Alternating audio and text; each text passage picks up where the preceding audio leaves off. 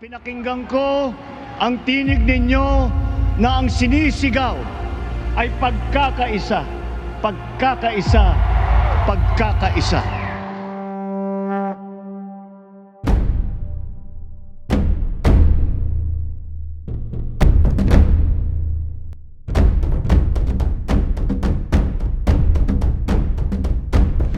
His Excellency Ferdinand Romualdez Marcos Jr., President of the Republic of the Philippines.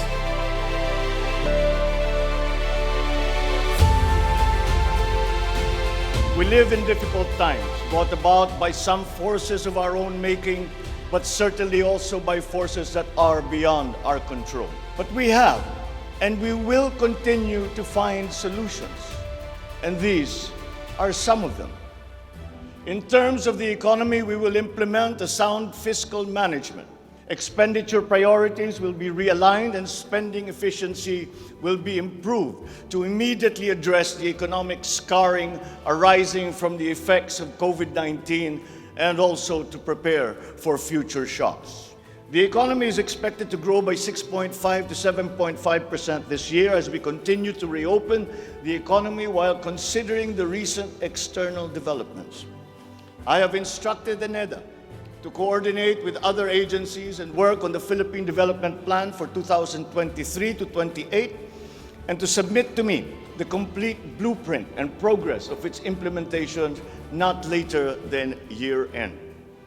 Ang mga pautang at financial assistance sa mga magbubukid at mangingisda ay magiging institusyon at patakaran ng aking administrasyon. Ipapaprioridad natin ang modernisasyon ng mga sakahan sa pamamagitan ng mga makabagong teknolohiya para sa ating mga magsasaka. At gagawa tayo ng mga paraan upang maramdaman ng mga mamimili ang pagluluwag ng presyo ng mga produktong pagkain sa kayang halaga, gaya ng muling pagbubuhay ng mga Kadiwa Center. Hindi ito magagawa sa isang araw. Hindi magagawa sa isang buwan o isang taon lamang. Ngunit, kailangan na natin simulaan ngayon. Ang Agrarian Reform Program ay dapat magpatuloy. Agrarian reform is not only about acquisition, but also about support services and distribution. To assist this, I intend to issue an executive order to impose a one-year moratorium on the payment of land amortization and interest payments. Congress must also pass a law that will emancipate the agrarian reform beneficiaries from the agrarian reform debt burden. In this law, the loans of agrarian reform beneficiaries with unpaid amortization and interest shall be condoned. To boost our tourism industry, we will first and foremost make basic developments, such as road improvements for easier access to tourism spots. We will also upgrade our airports and create more international airports to help decongest the bottleneck in the Manila airport. We will also make it more convenient for travelers to go around the country, even to remote areas, to help promote undiscovered tourist spots. Magpapatuloy ang ating pagkalinga sa ating mga kababayan na lubos na nangangailangan. Hindi po natin sila pababayaan. Ngayon, ako naman ang tutulong sa inyo. Utos ko sa DSWD ang mabilis na pagtugon sa pangangailangan ng mga biktima ng kalamidad at mga iba't ibang krisis. Gagawin nating simple ang proseso ng paghingi at pagparating ng tulong. Dahil hindi naman dapat dinadagdagan pa ang hirap ng nararanasan ng ating mga mamamayan. Upang matiyak na mapupunta sa kwalipikadong mga pamilya ang tulong na pamahalaan sa pamamagitan na 4Ps o Pantawid Pamilya Pilipino Program, titiyakin natin na malilinis ang listahan ng benepisyaryo. Patuloy din ang ating vaccine booster rollout para sa ating pangkalahatang depensa. Mananatili muna sa ngayon ang alert level system natin. Sa pakikipagtulungan ng Kongreso, itatatag natin ang ating sariling Center for Disease Control and Prevention at ang isang Vaccine Institute. Magtatayo tayo ng dagdag na mga health center at ospital Napakinabangan natin ng husto ang malalaking specialty hospital gaya ng Heart Center, Lung Center, Children's Hospital at National Kidney and Transplant Institute. Kaya maliwanag na hindi lang dapat dito sa National Capital Region kundi maging sa ibang parte ng bansa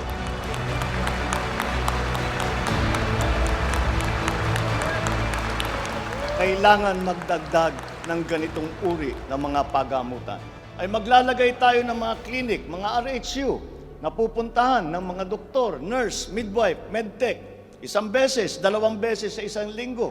Dapat din tayong magkaroon ng sapat na supply ng gamot na kinakailangan sa pang-araw-araw ng ating mga mamamayan. In the educational sector, I believe it is time for our children to return to full face-to-face classes once again. The Department of Education, led by our highly able Vice President Sara Duterte, is now preparing for its implementation in the upcoming school year with utmost consideration for the safety of students as we are still in the middle of the COVID-19 pandemic. We must ensure that our classrooms are safe for teachers, for students, and the entire academic community when they return to face-to-face classes. The condition and availability of schoolrooms for our students must also be addressed, again, in coordination with the Department of Public Works and Highways. For citizens to be able to seamlessly transact with government, their identity must be easily verifiable.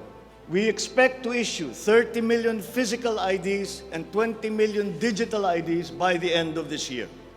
The target is to accomplish the issuance of about 92 million IDs by the middle of next year. I have therefore tasked the DICT to deploy digital connectivity across our various islands. This will be done through the implementation of the National Broadband Plan, the Common Tower Program, connecting our geographically isolated and disadvantaged areas via our Broadband ng Masa project. The infrastructure program of the Duterte administration must not only continue, but wherever possible, be expanded. We must keep the momentum and aspire to build better, more. Once again, I will not suspend any of the ongoing projects as those have already been shown to be of benefit to the public that they serve. The planned expansion of infrastructure projects, I believe, would be possible if we continue to encourage the participation of the private sector in the development of our programs.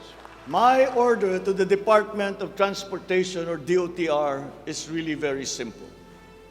Full speed ahead. Improving our railway system along with modernizing existing airports and seaports will maximize our strategic location in the Pacific and connect our many islands. Another fundamental requirement for growth and increased employment will be the availability of cheap, reliable energy. We must build new power plants. We must take advantage of all the best technology that is now available, especially in the areas of renewable energy. Furthermore, we must examine the entire system of transmission and distribution for the purpose of finding ways to lower the price of energy to the consumer and to industry. The use of renewable energy is at the top of our climate agenda. We will increase our use of renewable energy sources such as hydropower, geothermal power, solar, and wind. Studies show that already now, many areas in the Philippines are at high risk from the rise in sea levels brought about by the increase in global temperature. We must adapt to this phenomenon with disaster-proof planning for our communities. There is no question that the preservation of the environment is the preservation of life. If we cannot mitigate climate change, all our plans for the economy, all our plans for our future will be for naught. Tinatawagan ko rin ang Department of Foreign Affairs na makipagtulungan sa Department of Migrant Workers na tiyakin ang lahat ng mga diplomatic post ay tutulong na agarang maibalik sa trabaho ang mga ating mga overseas Filipino workers na nawalan ng hanap buhay nitong nakalipas na ilang taon. Mula sa 3 buwan ay gagawin na lang nating 3 linggo para sa isang dayuhang employer na iproseso ang mga papeles ng Pilipinong nais nitong kunin bilang empleyado. Para sa mga kababayan nating naiipit sa kaguluhan, inaabuso at nanganganib ang buhay, ikinagagalak kong sa ilalim ng aking pamumuno ay ilulunsad natin ang One Repatriation Command Center o ORCC. You OFWs represent the fighting faith of the Filipinos as a nation and as a people. Let us transform your overseas journey into inspirational stories for all time. Thanks to you, our dear legislators, and of course to the man every OFW now refers to as their tatay, President Rodrigo Duterte. You passed the law that created this new home for our OFWs. With respect to our place in the community of nations, the Philippines shall continue to be a friend to all, an enemy to none. We will be a good neighbor, always looking for ways to collaborate and cooperate with the end goal of mutually beneficial outcomes. If we agree, we will cooperate and we will work together. And if we differ, let us talk some more until we develop a consensus. After all, that is the Filipino way. But we will not waver. We will stand firm in our independent foreign policy with the national interest as our primordial guide. Batid ko na hindi madali ang ating pinagdaraanan sa nakaraang higit na 2 taon. I do not intend to diminish the risks and the challenges that we face in this turbulent time in global history. And yet, I see sunlight filtering through these dark clouds. We will endure.